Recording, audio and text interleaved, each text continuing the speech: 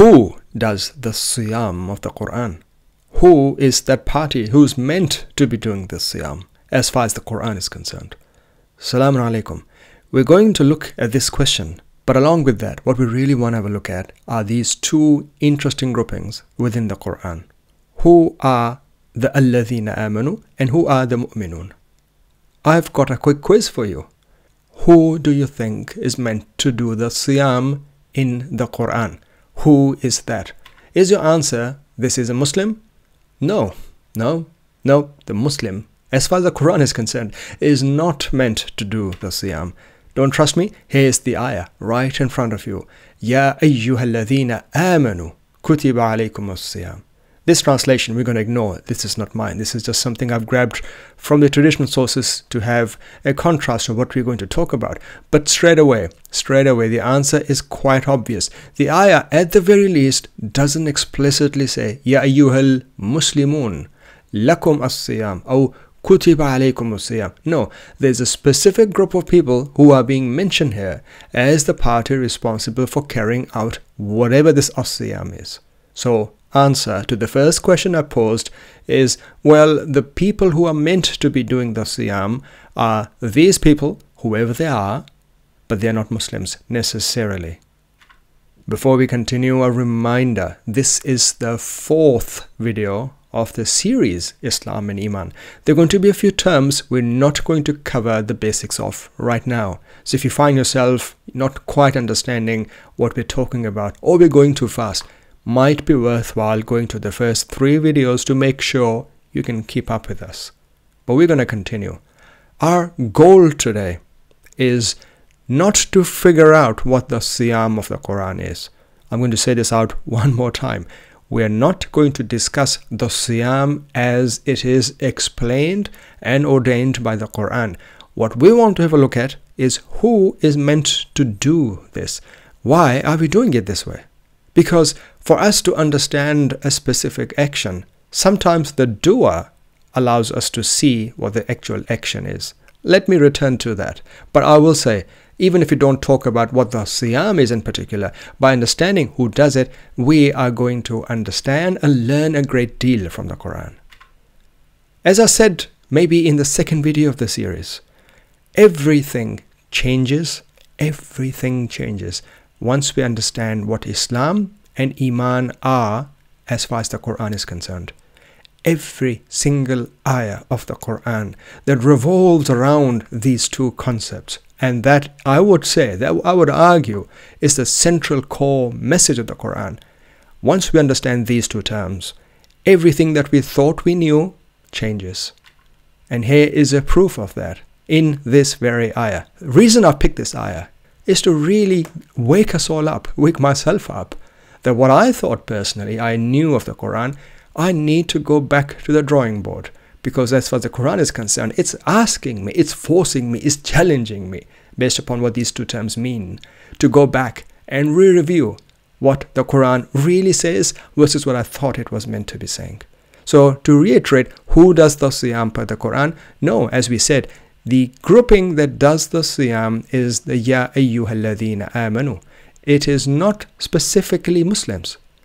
And when I say Muslims, of course, the Muslims that I'm talking about are the Muslims of the Quran. Those people who do not cause you harm. Those people who are happy to just be left alone. They don't offer you violence if you don't do anything wrong to them. They are happy, content in their own corner of the world. They're not necessarily the Sunnis or the Shia or the Ahmadi or I don't know whichever other faction that they might belong to. Those people are not necessarily the Muslims of the Quran. So this is a group.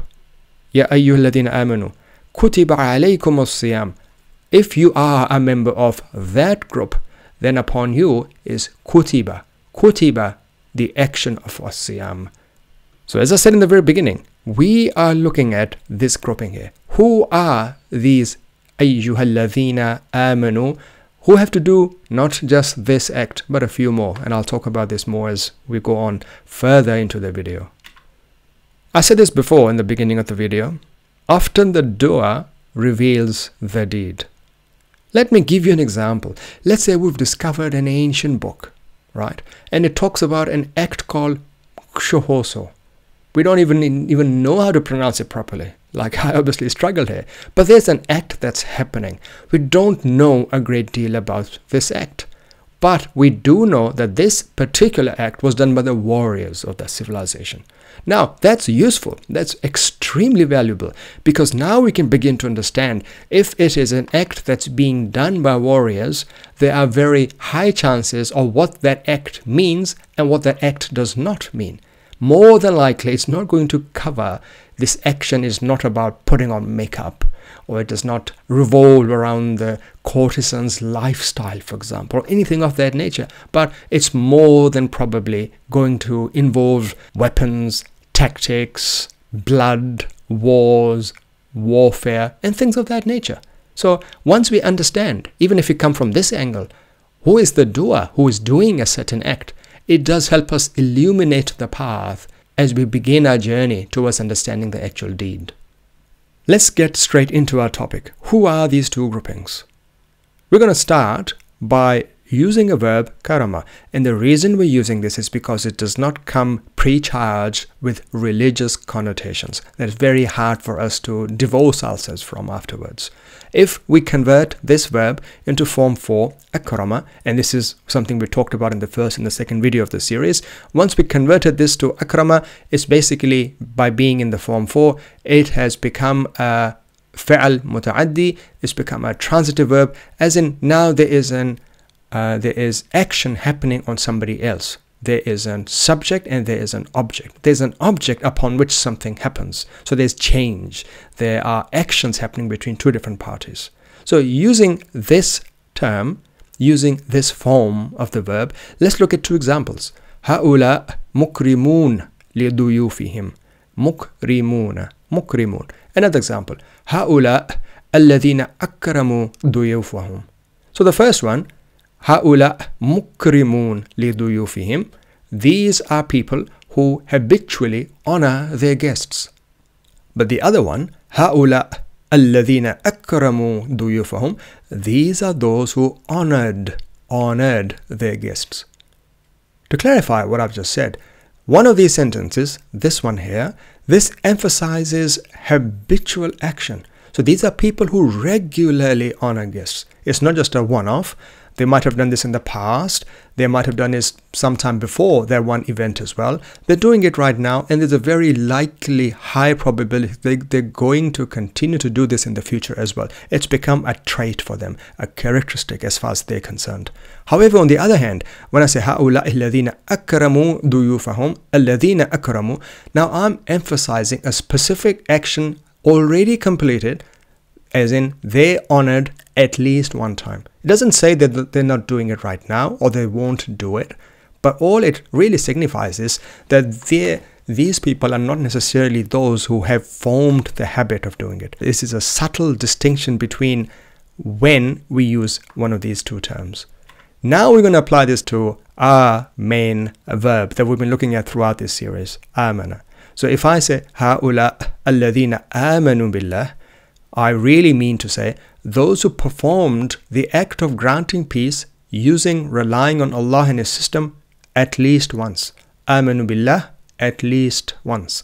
هؤلاء مؤمنون بالله, those characterized by habitually granting peace through Allah, His system. So مؤمنون, these folks here, they have a habit. They do an act consistently. What is it? Regularly securing others. They regularly take away harm, adversity from others. They've become used to this. However, the الذين آمنوا, these people, we are talking about an act that they did before in the past, which is at least once, or maybe in the past, they used to secure others. There's another way to understand this. مؤمنون are those people who at the very least once have done this act, as in they secured somebody else. At the very least, they've done it once, because now what they do is something that's become an habit for them. So these started off as this group, at the very least, and now they basically joined this group. It's become a habit for them.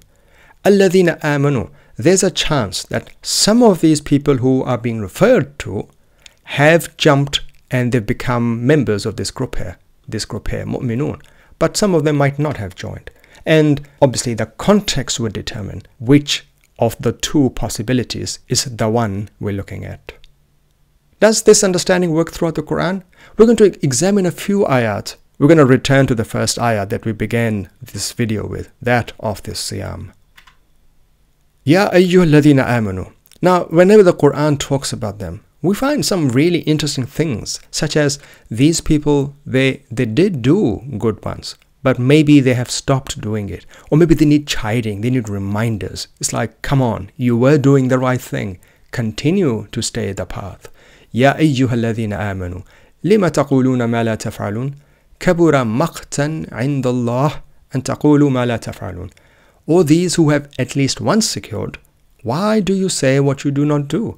It is profoundly detestable in the sight of Allah to declare what you do not practice. So they did do something good, at least once in the past, but they're not perfect. They are far from it. But the Quran is here to remind them that just because you did something good once, don't rest on your laurels. You still have path ahead. You still have a journey ahead of you. If you look at another ayah, as I said before, these people are often corrected by the Quran. يا أيها الذين آمنوا إذا ضربتم في سبيل الله فتبينوا ولا تقولوا لمن ألقى إليكم السلام لست مؤمنا. I'm going to stop here. O you who have granted peace at least once. يا أيها الذين آمنوا. When you go forth in the cause of Allah, be careful and do not declare to someone who offers you non-violence harmony. Ilaykum as-salam. You are not one who habitually grants peace. Don't you say, lasta mu'minan. Don't you say to somebody who's not giving you any violence, who wants to be in harmony with you. Don't go and judge them. Don't go and tell them, hey, you're not one of those people who habitually grants peace. You're not quite there. Well, the Quran is reminding these people here, it's not their job to basically be the judges for what others might be doing. Let's continue on. We find something quite interesting as well, which is if these people who have been spreading peace, but if they were spreading peace through the wrong ways, and we saw this in the previous video, as in you might be one of those who did spread who did spread security, who did remove adversity from your society, but maybe you used the wrong ways. Well, that is a grouping that doesn't really get you out of trouble, essentially. You are going to get to answer for what you did, because the means do matter regardless of the end goal that you might have. And this is what the Quran is talking about. So if you deserve the Jannah, if you deserve the Ajr, if that's what your objective is, then spreading cannot be the only thing that you do, but it must come accompanied with good deeds, with other acts where you go and fix problems, where you go and fix things. Might be one of those things that you fix is all the harm that you caused when you tried to secure using incorrect methods. الذين آمنوا وعملوا الصالحات أولئك هم خير البرية. These who granted peace and did good deeds are the best of creation. الذين آمنوا وعملوا الصالحات لهم أجر غير ممنون. These who granted peace and did good deeds will have a reward that never fails. So I have noticed this pattern quite a few times in the Quran, and I'd like to get further into this, and hopefully one of these days when I come back to the series, I will like to explore this topic more. But essentially when the Quran is coming up with this coupling here, in الذين آمنوا وعملوا الصالحات, in a way it is being distinguished from those who've just done Amanu or those who are Mu'minun. So there's a group of people that seem to me right now to be those people who have been doing acts of securing peace, but that might not be accompanied necessarily with A'mal al-Salihat. So maybe it's one of those things that when I do uncover and talk about the topic of what the Salihat in the Quran is, that'll come up as a natural consequence. But I'm just wanted to make this point, and we're going to move on. A mu'min, on the other hand, like we said, he is indeed in the Quran a habitual doer of good as well. وَمَنْ يَعْمَلْ مِنَ الصَّالِحَاتِ مِنْ ذَكَرٍ أَوْ أُنْثَى وَهُوَ مُؤْمِنٌ فَأُولَٰئِكَ يَدْخُلُونَ الْجَنَّةَ وَلَا يُظْلَمُونَ نَقِيرًا. Whoever, whether dhakar or untha, does actions from the good deeds, min as-salihat. There's a huge superset of what the good deeds are. And if you did some of them, then you are basically in this grouping here.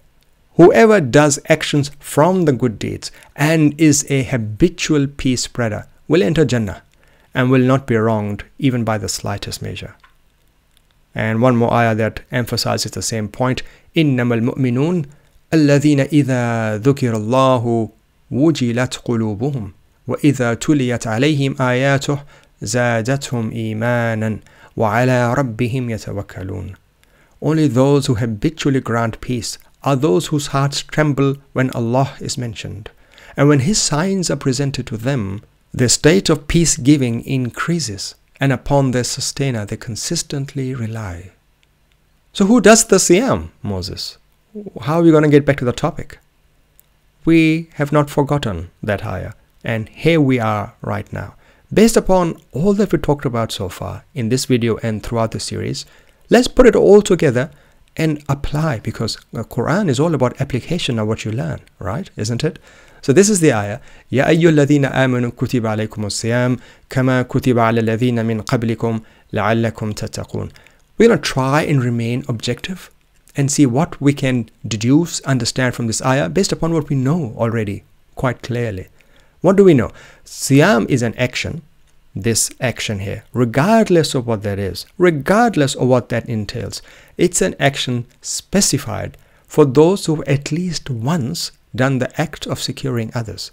So you have become part of this grouping because at least once in a field of life where you had the power, you did the right thing. You took away problems, you took away adversity, and you made an environment where people could trust each other, where there was mutual towards each other. You promulgated that environment. You at least did it once. So if you are a member of that group, then this action is upon you to perform. Second point, these people are likely not habitual granters of peace and security to others. Why do I say this? Because the ayah doesn't say, Ya ayyuhal mu'minun. It is not referring explicitly out to the mu'minun, who are a slightly, let's say, more exclusive grouping than just those who have الذين آمنوا, who just secured peace once. So the ayah is quite distinct, is quite specific, is quite exclusive in who it is targeting. One thing we also find is that these people are not Muslims that the ayah is talking about. Muslims obviously being, from a Quranic perspective, those who don't cause adversity but also don't actively promote peace either. They just go sit in the corner, they don't cause you harm, they're the happy-go-lucky chaps. So Ya ayyuhal ladhina amanu and not Ya ayyuhal muslimun, right? So I think these are quite obvious points. The consequences are significant. Let me spell this out if it wasn't clear up until now. This ayah is not speaking to today's Sunni, Shia, Wahhabi or any other faction who may not necessarily belong to these two groups within the Quran. Today's a typical Sunni may not be the Quranic Mu'min. The typical Shia may not be the typical الذين آمنوا. He could be, she could be, but again, there's a very high chance that they might not be. They're not there by default. And again, this ayah here, is not speaking to a religious grouping. Anyone who has secured somebody at least once in a field where they have domain and power and sovereignty and of authority, they are all the targets for this ayah. Are you shouting at me? Are you doubting what I said? Let me re-emphasize. Let me recapture the salient points here. Siyam, whatever there is, it's open to whole of mankind, whole of it. It's not an act that's exclusive for Muslims, those Muslims who say the shahadatain, those two statements of faith, those two testimonies of faith. Where, I'm going to ask you this question, where does this leave us? Where does this leave these practices that we see all around us today, where people are not eating, they're not drinking for a whole month? And if you were to be visiting one of those countries, and if you wanted to eat, God forbid if someone saw you doing that evil act in front of others. Are you shocked? Are you shocked? Well, I think you should be. You should be. And the real question that really arises out of all of this is, why didn't they teach us this all of those very many years ago, when we started reading the Quran, when we started interacting with the Mus'haf? Where was all of this? Why weren't we learning this? What the Quran says speakly. Why did we learn everything else except the Quran? Why did I personally know more about the Israeliyat and the stories about the Sahaba and all of those miracles that apparently allegedly happened to this prophet and that prophet? I knew all of them. I knew the biblical stories way better than what I knew of the Quran. That is the honest truth. That's how I was. That's how most of us are. And what that really leads us to is, I think it's a growing sense of, panic, or a great sense of overwhelming pressure that we're up against, because now we realize how much nonsense we've accumulated, how much baggage we're carrying with us that we need to shed if we are to begin understanding the Quran and applying it. We're almost at the end of the video. Before I do that, what's going to happen next? I'm going to take a bit of a break from the English videos. I think I've probably overexerted myself over the last few weeks. So I'm going to take a bit of a break. I might return back to the topic, I don't know when, but as I've been saying before, there is plenty to cover. There's a lot to cover. And there's some bigger stories of the Quran in which these two terms obviously appear. And I would like to go and revisit those stories of the Quran as well, with this renewed understanding of what those two terms mean, to see what semantic value we can now glean back from those qisas of the Quran. Last ayah for today, in which I think is motivation for us to try and become the Mu'minun of the Quran. Inna hadha al-Quran yahdi lillati hiya aqwam wa yubashshiru al-mu'minin الذين يعملون الصالحات أن لهم أجرا كبيرا. Indeed, this Quran guides to that which is most upright and gives good news to those who consistently grant safety and security, the Mu'minun, those who perform good deeds, that for them is a great reward. Let's hope and aim to be one of these people. Until the next time, Salamun Alaikum.